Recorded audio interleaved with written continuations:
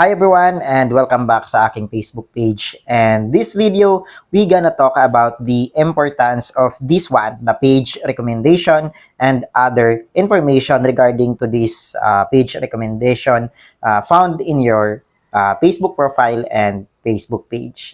So let's go!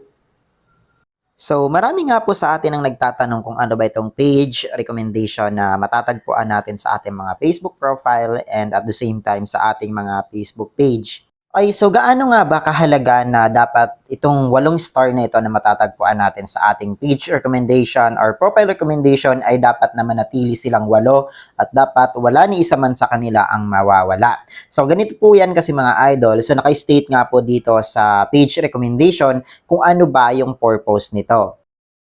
So mga idol, dapat 8 po talaga yung makikita dito. Para saan ba ito at ano ba yung purpose nito? Sabi nga dito mga idol sa page recommendation or page recommended, more people will start to see what you share on your page now that you are eligible to be recommended again. Keep creating unique content and so on and so forth. So, ibig sabihin lamang nito mga idol, kapag kumpleto yung star na makikita po dyan sa inyong mga profile and page recommendation, isasuggest po ni algorithm ang lahat ng content ninyo doon po sa mga tao na naghahanap po ng same content na in-upload mo. So, punta naman tayo dito sa ikalawang step, no? So, yung post and engaging. So, ano ba yung halaga nito mga idol at bakit ba mahalaga na tayo ay nakikipag-engage sa kapwa natin content creator daily at bakit ba mahalaga na tayo ay nagpo-post ng engaging content daily sa ating mga account? Well, let's see this post and recommended by Meta. So, sabi nga dito mga idol, posting or engaging daily can help attract and inspire more followers.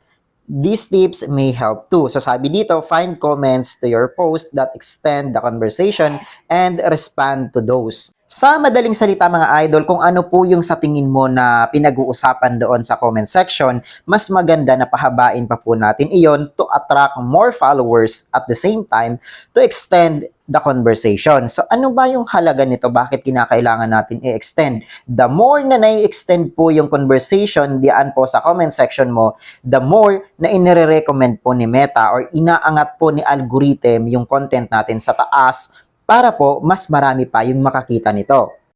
Next is, you need to contribute to other creators' content with relevant comments or question.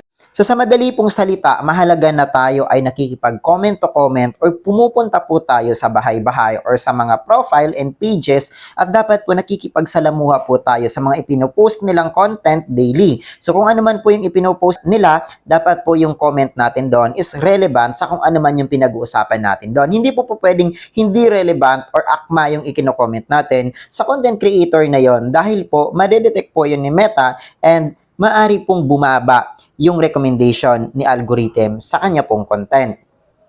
Next is learn about your audience, ask a question, or create a poll to spark discussion. So, dito nga po mga idol sa pangatlo, dapat kilala talaga natin kung sino yung mga audience natin. Sino ba yung mga nanonood sa atin? Sino-sino ba yung mga nagpa-follow sa atin? At ano ba yung kailangan nila? So, mas mahalaga rin mga idol na maglagay tayo ng mga questions or mga poll na matatagpuan din naman sa inyo pong mga tools. Libre po yan, gamitin nyo po yan dahil wala naman po yung bayad, wala ring violation. Alright, so next muna tayo sa keep it going. So makikita naman ito kapag natapos na nga ninyo yung mission na ibinibigay sa atin ni Meta weekly. So nakalagay dito sa tips on track. Sabi dito, mix things up with real stories and live videos to connect with your audience in different ways. So in these things, hindi lamang po tayo kinakailangan na mag-stick sa one content. So yung iba po kasi sa inyo, ang ginagawa lang is to share. At yung iba naman is nagpo-post lang ng text or photos. Yung iba is nagpo-post lang din ng reels. Sa mga idol, mas mahalaga po na mix yung ating ipinopost. Like for example, sa umaga, mag-post ka ng text or photos. Sa tanghali, mag-post ka ng reels. Sa hapon or sa gabi, mag-post ka ng long-term video o hindi naman kaya ay mag-live ka. So, mas maganda po yun para makonect po yung sarili natin into wide audience. So next, sabi dito, post consistently to keep your audience. So ito naman mga idol ay kinakailangan natin na mag-post consistently. Halimbawa, pag nag-post tayo ng umaga, dapat kinabukasan magpo-post din tayo sa tanghali. Kung nag-post tayo, dapat magpo-post din tayo ng tanghali. So dapat consistent lamang yung ating mga content. So, the most important things dito mga idol is we need to create original content. Meaning to say, originally nagawa mo po talaga yung mga content at hindi mo kinuha sa iba. And sunod po, kinakailangan natin na makipag-engage sa lahat po na mga nagko-comment dito po sa ating mga ginawang content to extend ang ating pinag-uusapan dito po sa kung ano man na pinost natin. At syempre, maabot po natin yung wide audience natin.